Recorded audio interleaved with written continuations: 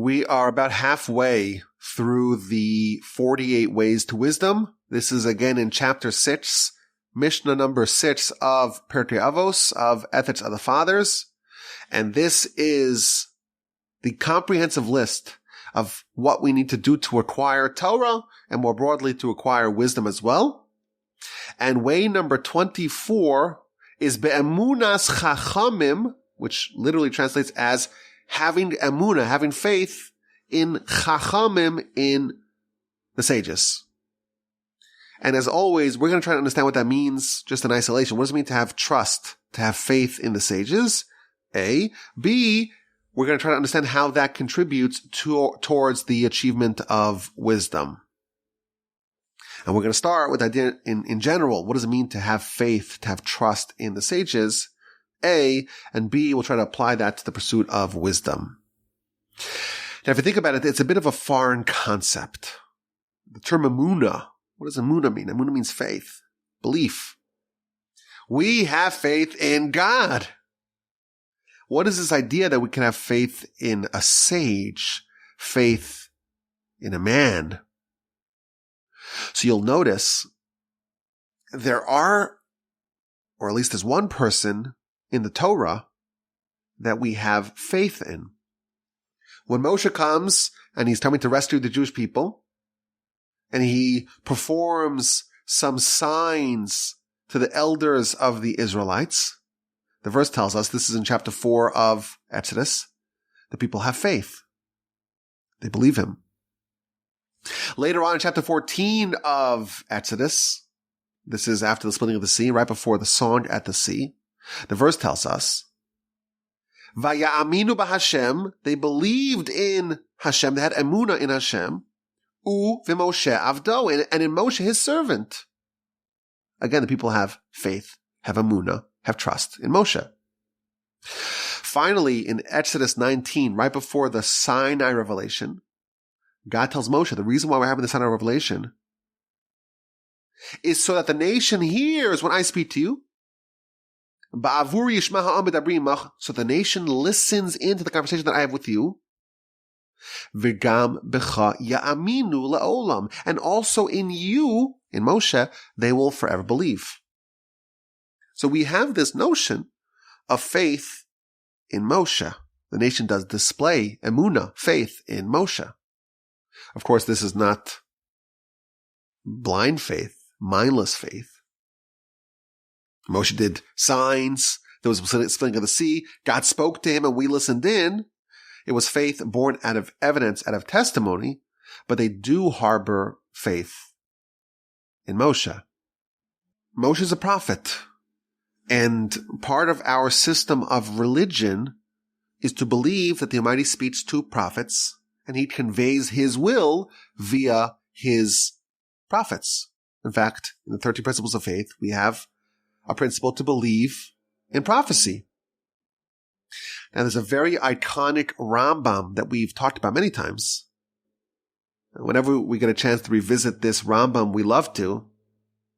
In the Laws of the Foundations of the Torah, chapter 8, he talks about why the Jewish people believe in Moshe. If you think about it, our entire religion, I guess outside the Ten Commandments we heard from Hashem directly. But all of the laws of our religion, we heard from Moshe. We believe, we trust that he's not telling us anything of his own accord. It's all what he heard from the Almighty. But nevertheless, we are placing a lot of trust in Moshe. Maybe he's a fraud. Maybe he's a charlatan. Maybe he's lying. How do we know he's legit? That's the subject that the Rambam addresses. And he says, we do not believe in Moshe because of the miracles that he did. And the reason why is because if you believe in a prophet based upon miracles and signs and wonders that they do, you will always have a niggling suspicion and doubt. Maybe they used some sort of sorcery, some sort of black magic to produce that miracle.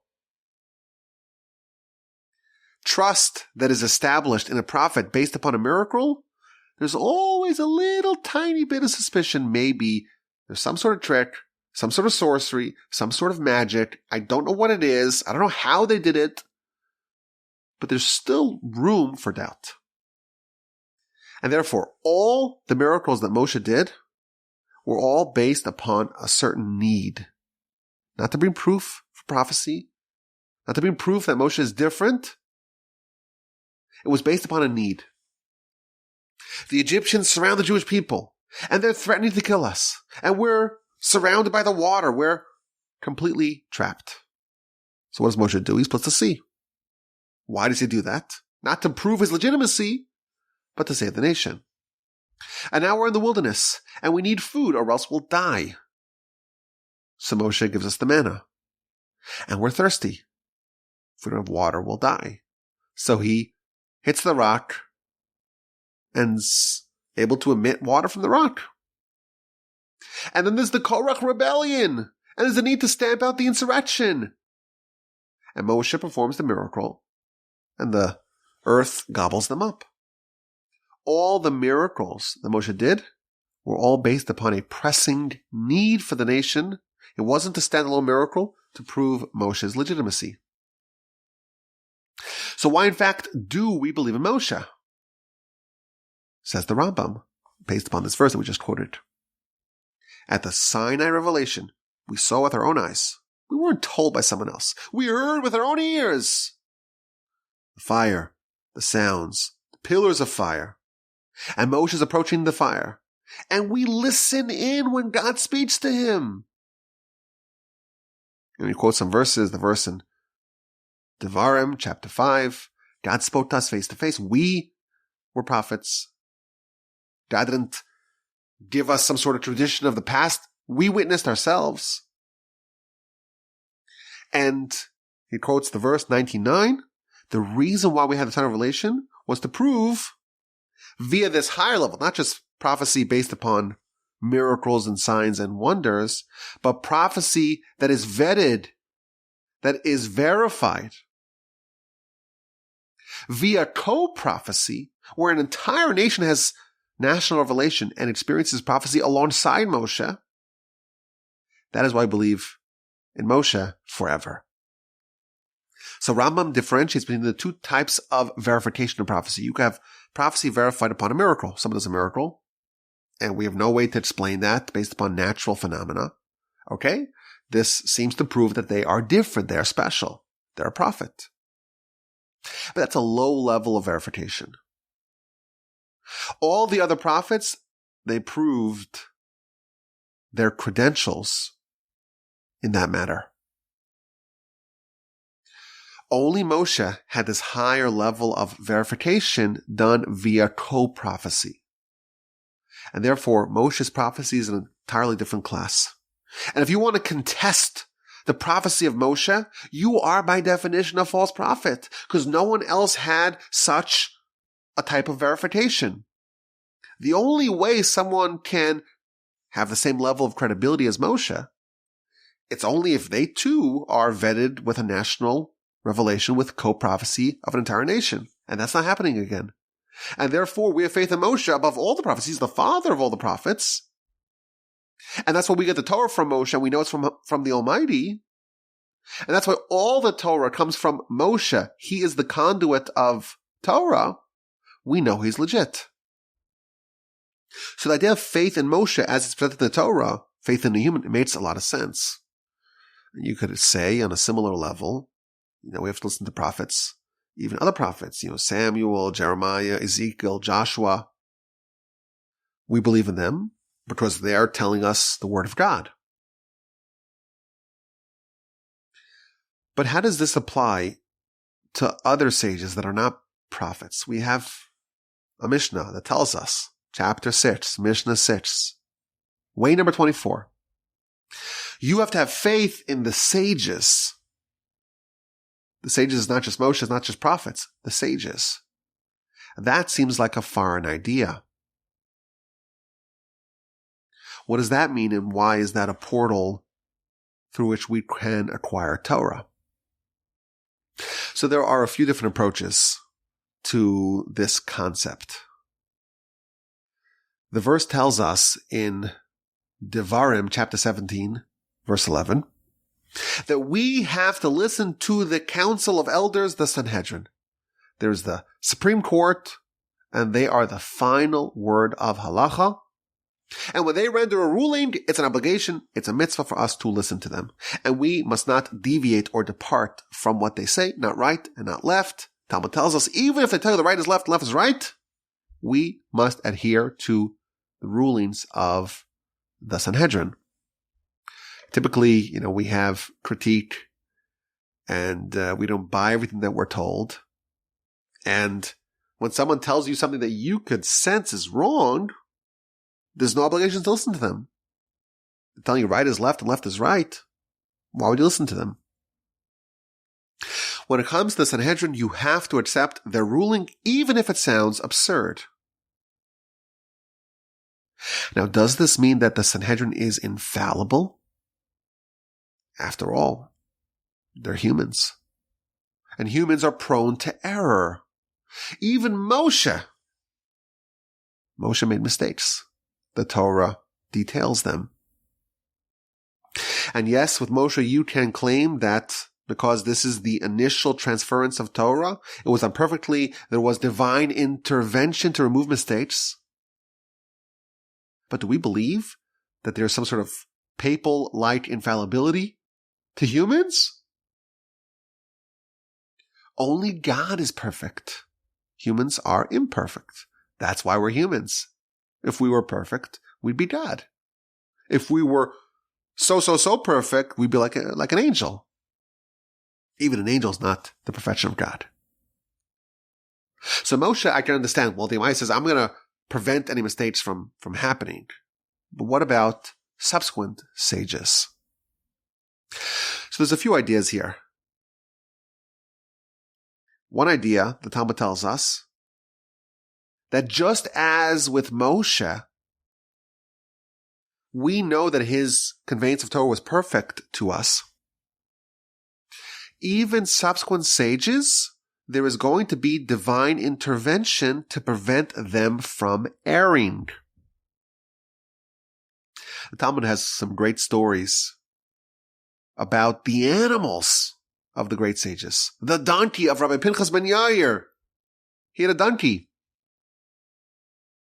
And this donkey would refuse to eat non-kosher food. They offered him food. They were at an inn. They offered him food, and he refused to eat it. So they said, well, maybe it's got some dust in it. Maybe it's got some pebbles in it. They removed all the pebbles, then cleaned it up. He still didn't eat it. So they go to the great rabbi. Your animal's refusing to eat. So, well, did you tithe it? Is the food tithed? And he said, well, no, I haven't tithed it yet. Well, he's not going to eat it. This is my animal. This is my donkey. And the Talmud gives another story about the famed donkey of Rabbi Pinchas ben Yair. It was once kidnapped. It was stolen. And the thief's like, yeah, great. We got this donkey. We stole it. It's great. It's so sturdy. Look at it. This will do great work for us. Let's feed it. And they give it some food. And refuses to eat. It's not going to eat any non-kosher food. And for 3 days, the animal's refusing to eat. And the thieves say, well, I have no use for this carcass. It's going to die. Let me just release it. And the animal trudges back to its owner.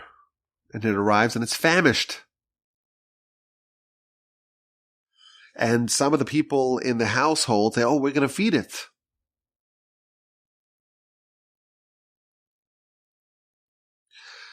And it refuses to eat. So the great rabbi asks them, is it demai? Now, what is demai?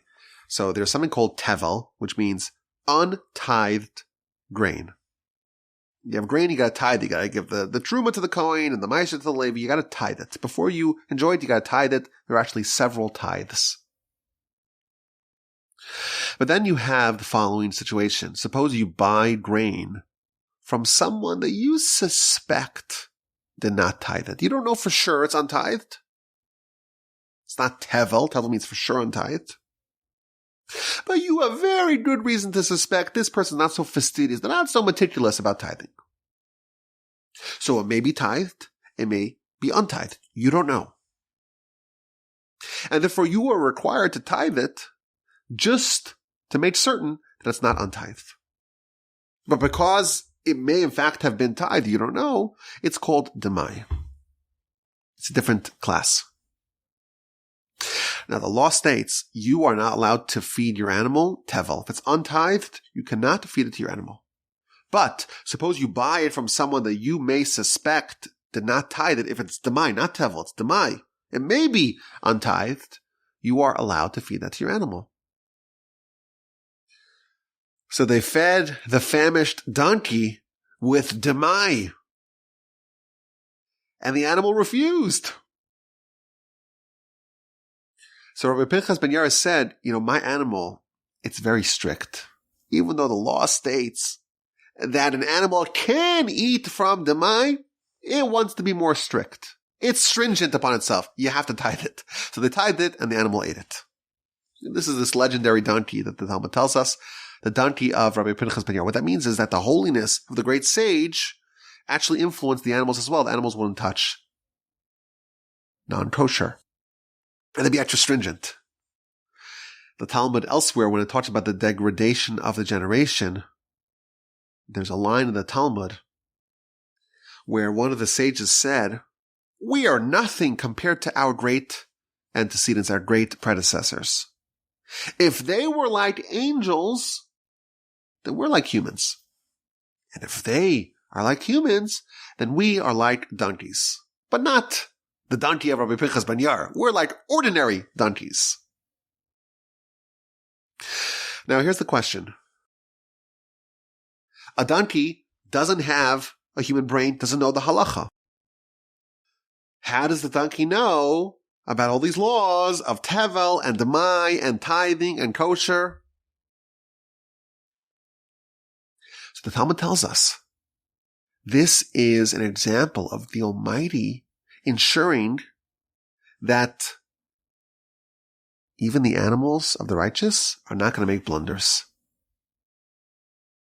The Talmud uses this story as an example of the principle that the Almighty is going to make sure that no mistakes are going to happen where someone who's righteous is going to do something which may be a violation. And if even the animals of these righteous people are making any mistakes, certainly you can trust that the sages themselves, the Almighty will prevent them from making mistakes that are beyond their control. So we have this idea, even outside of Moshe, outside of prophets, there is this idea of divine oversight. And perhaps you would say that, Sanhedrin, these are great sages. And we have to trust them. They're not making a mistake. Well, but they're humans. Yes, they're humans. But perhaps the faith that we place in the Sanhedrin is well-founded. God will give them the divine guidance to ensure that they don't make a blunder. Now, of course, this doesn't happen on its own. They have to do a lot to make sure that they don't make the mistake themselves. There are all sorts of protections and safety measures to prevent mistakes. But there is this notion that the Almighty will aid those who are dedicated to pursuing the truth and will make sure that they won't make any mistakes. As an example of this, the most grave halachic dilemma, when you have a halachic problem, you go to a great halachic arbiter, an authority. The most serious question that could ever come to the desk of a great halachic sage is the dilemma of an aguna. A married woman, there are only two ways that she can marry someone else. Either her husband dies, or her husband delivers her a document of divorce, a get. Suppose the husband disappears. We have no death certificate, no confirmation of their death, and there's no divorce document. But the husband is gone. Maybe the cartel got him. Maybe ISIS got him. Maybe they just died. They fell into the river. We'll never know. If we have a body, we have some evidence. If we have a document of divorce, we don't need a body.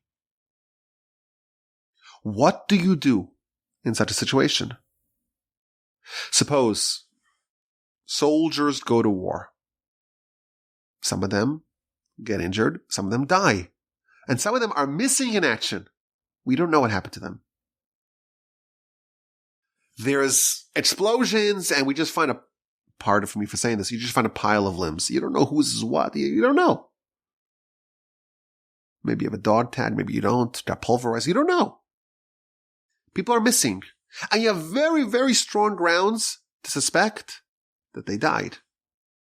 But you don't have airtight proof. What do you do? This is a very, very serious problem. Because if the husband is actually alive, she is a married woman, and that's adultery. And those kids may be born from a subsequent marriage are bastards, are mamzer. What do you do? These are the most serious questions that could ever appear in halachic nature, and they always go to the great sages. In recorded history, we have no example of a great halachic authority ruling that a woman is permitted to remarry based upon evidence that's not airtight. If the guy's actually dead and we have a body, we know that they're dead. But there were times, like in war, you have testimony of friends, you have a little pile of organic matter. You don't have anything. Today you have DNA testing, so maybe that helps. But there's never been an instance in all of documented history where the man shows up and she's got a whole new family with her new husband, and the husband shows up. It's never happened. And the kinds of ideas that, or halachic arguments that are presented are sometimes very tenuous. And they don't sound very persuasive. But nevertheless, there is this idea that if someone is a great sage, the Almighty will prevent them from making mistakes. And if they rule that the husband is dead, the husband is dead. And if he's not dead, he's going to die right away. He has to be dead. Because the Almighty will not allow a great sage to make such a blunder. So that's perhaps one way to look at this idea of treating the Sanhedrin as if they have infallibility. We can rely on them because the Almighty will ensure that they are correct. I will note there is another way of looking at this. The Sefer Chinuch, so that's the book that we're using in our mitzvah series. So now we're in the ethics series. But the Sefer Chinuch in mitzvah number 496, the mitzvah to adhere to the ruling of the Sanhedrin, he says something very novel. He says, let's assume the Sanhedrin is not infallible and they may make mistakes. And notwithstanding all the safety measures and all the protections that we have in place to prevent those mistakes from happening, mistakes may happen. Nevertheless, we must follow their ruling, because if we don't, we cease to have a religion. If there's no final word that renders a ruling that's final, we no longer have a functioning religion. It's going to start to splinter, and it's going to go in different places, and that is way worse than having one mistake. And therefore, even if we can tolerate the idea that the Sanhedrin is not infallible, they may make mistakes, nevertheless, we follow them. And that's another way to look at this idea of trust in sages. We trust them. Maybe they're 100% right, or maybe they're even wrong. That's the system that has to be in place. Otherwise, we don't have a religion. We know that tradition is very central to our religion. Historically, we have always been very wary, very suspicious of any innovation. Our religion has survived a very, very, very long time under very difficult, precarious circumstances. And anytime someone has an improvement, so to speak, that deviates even an inch away from the tradition of our ancestors, it's always going to be treated with great suspicion. Even if it's a good idea, it's a logical idea, it's sensible.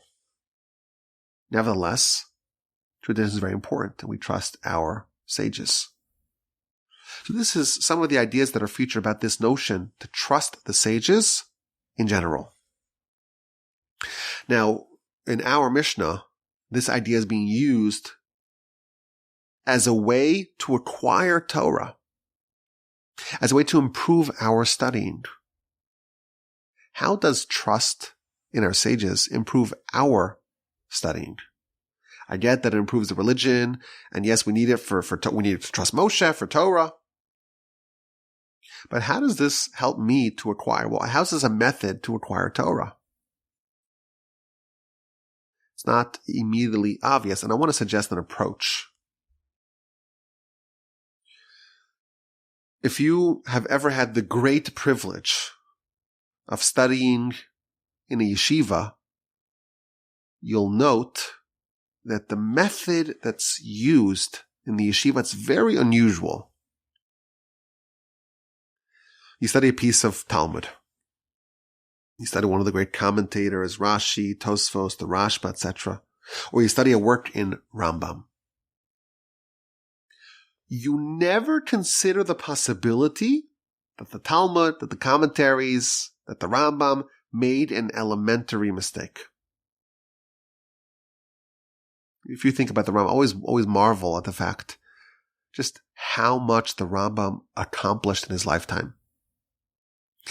My grandfather, blessed memory, used to say, if the Gentiles had the Rambam, they would have deified him.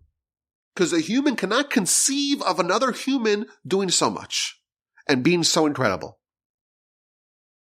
How many people would it take to recreate his writings from scratch? Think about what he does. Think about the scope of this project. In only one of his projects. Like he was the first person to write a commentary on all of the works of the Mishnah. 63 books of Mishnah. He was the first one to write a comprehensive commentary on all of them, all 63 books, and he did that as a teenager. Just get a sense. For 1,000 years, no one was able to do it. It's too big. It's too vast.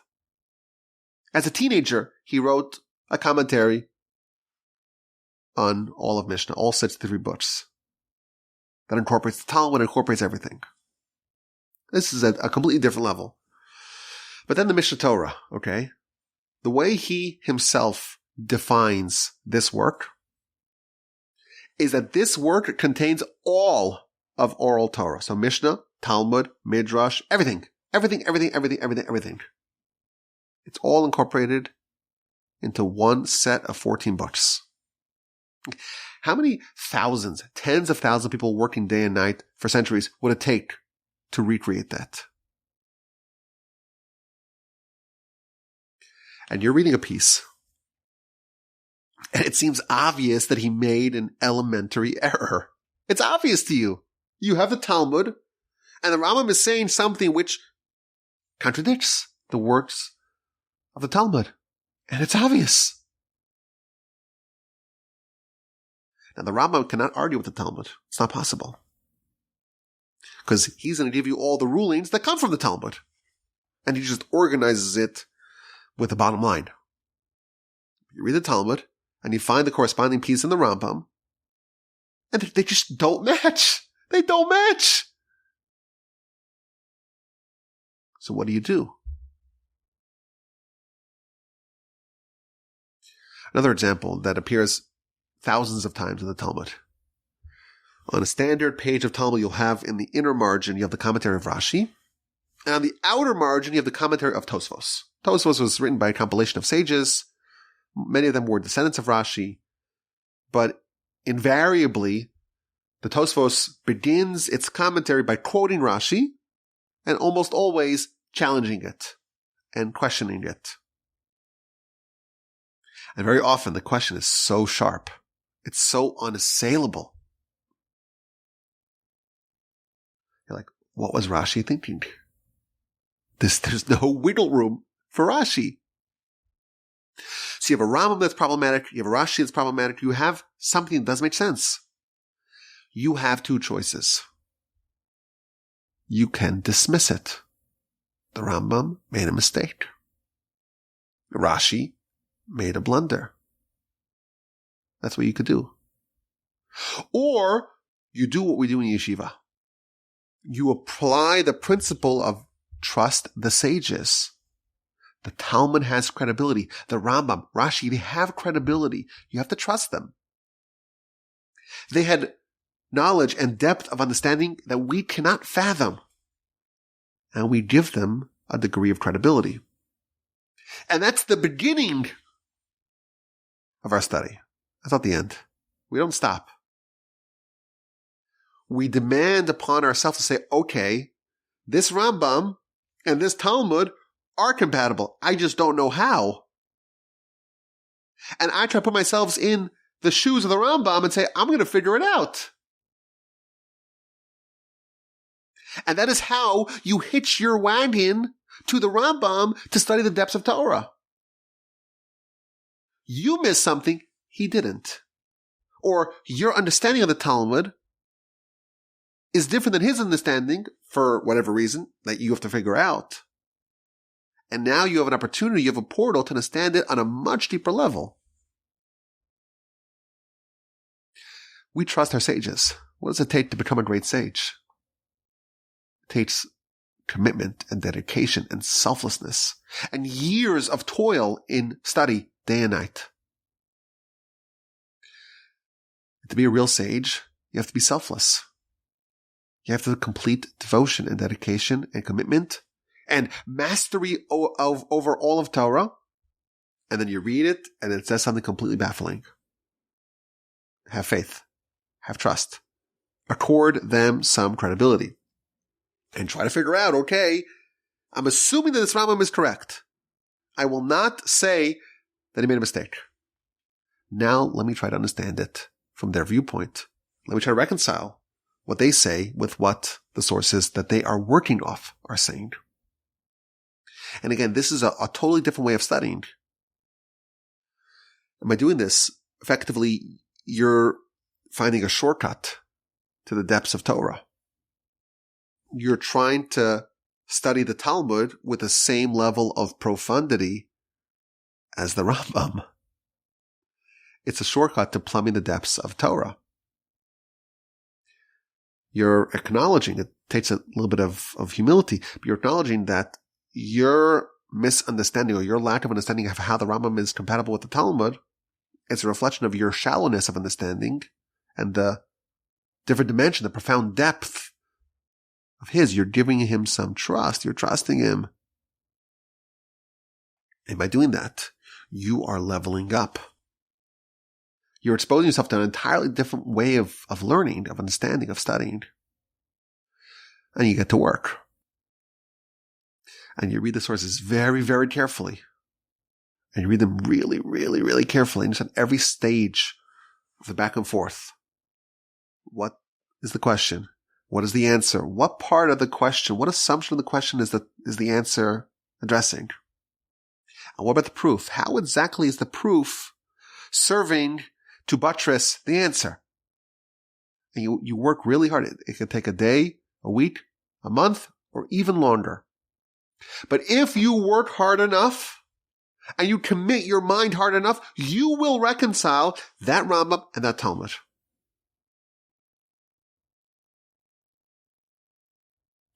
And then you're going to find evidence that you're right. You look at the precise words of the Rambam and the precise reading of the Talmud and maybe some other Talmuds that you weren't even aware of. Because the Rambam, of course, didn't cite his sources, which makes it such a thrilling ride. And you're going to find evidence that your understanding was correct. And now you've gotten a little tiny window. You've taken a little submersible and survived.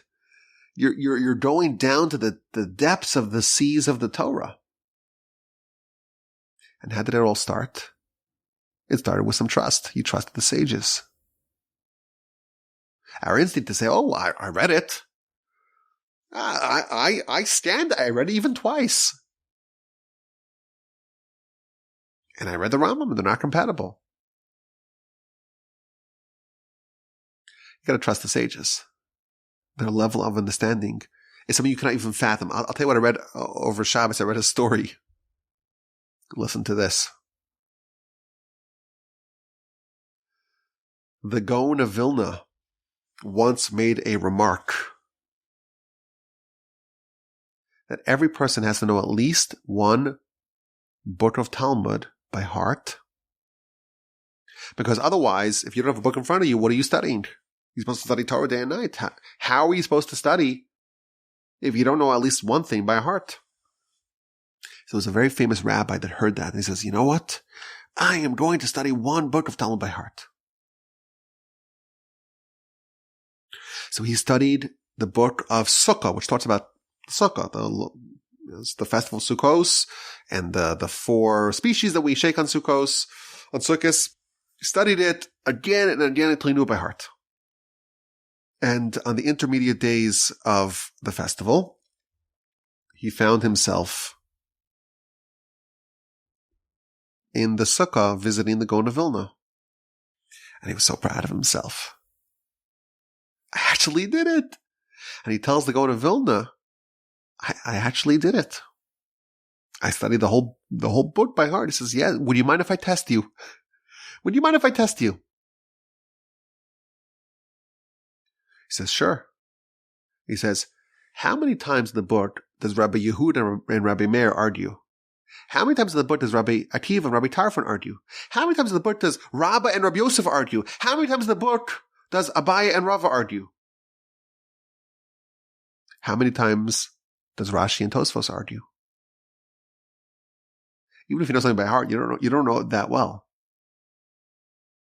And then says the Gaon of Vilna, if you look at how the word sukkah is spelled in the Torah,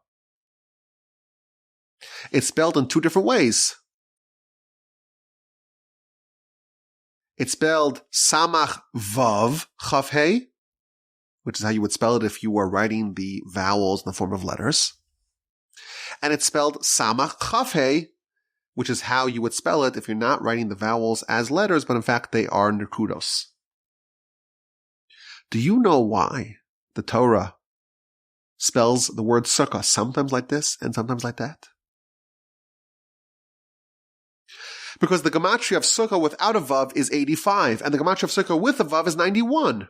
If you study the whole book of sukkah, the Talmudic tractate of sukkah, and it describes all different types of sukkahs, you'll notice that 85 of them are descriptions of sukkahs that are not kosher. And 91 of them are descriptions of sukkahs that are, in fact, kosher.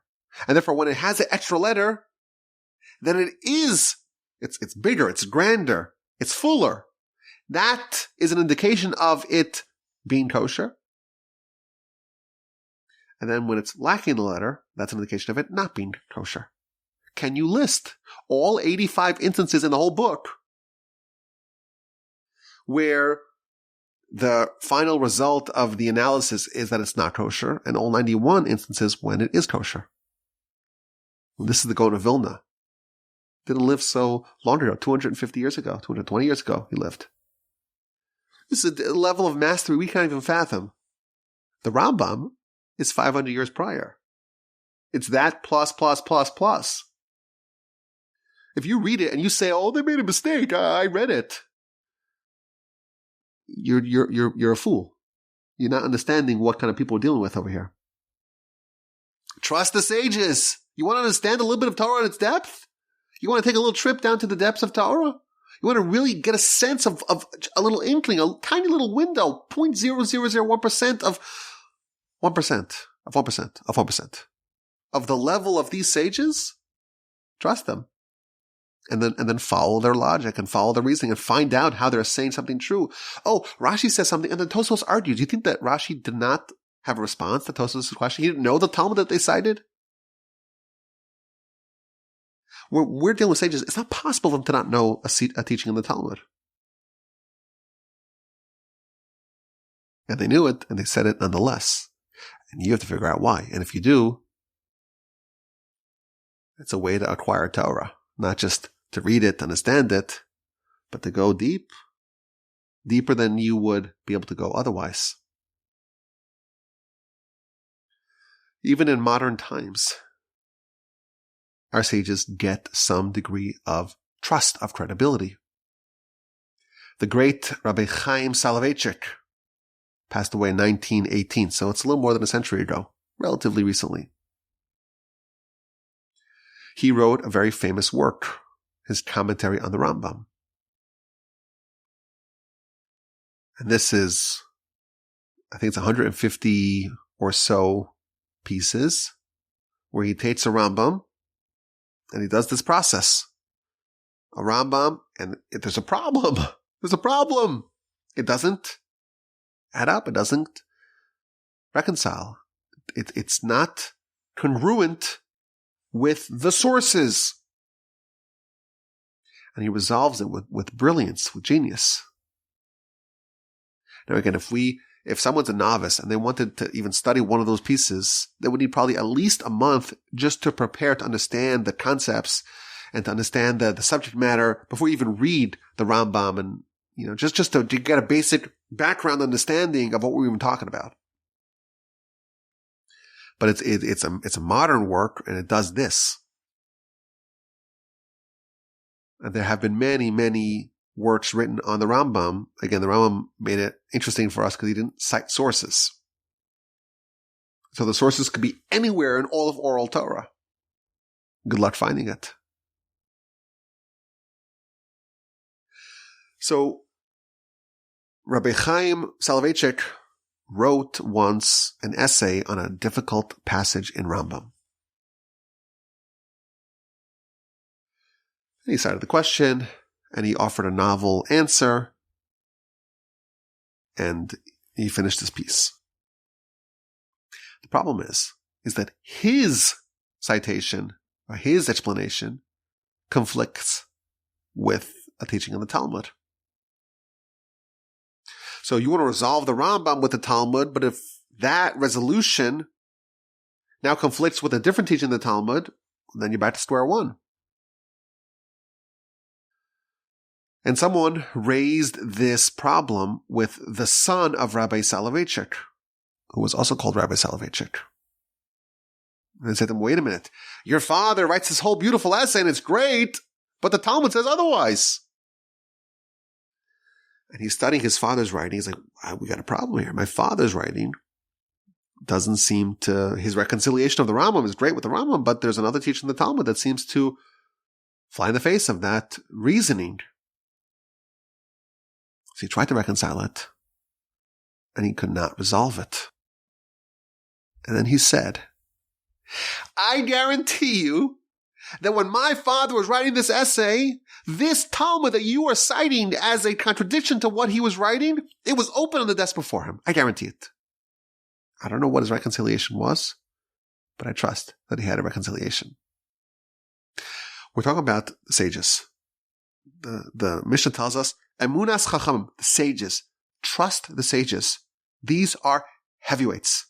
And they're not in it for some sort of agenda that they're trying to push, some sort of political stuff. They're completely committed to the truth. And if you don't understand their position, afford them some credibility. Just consider. There may be something that you are unaware of, that you are ignorant of. You may be operating on too shallow of a plane. And maybe it's your job to look deeper. And if you do, you may have the opportunity to level up your understanding of Torah. Way number 24, to trust the sages. As always, my email address is rabbiwolbe@gmail.com. I look forward to your questions, your comments, and your feedback.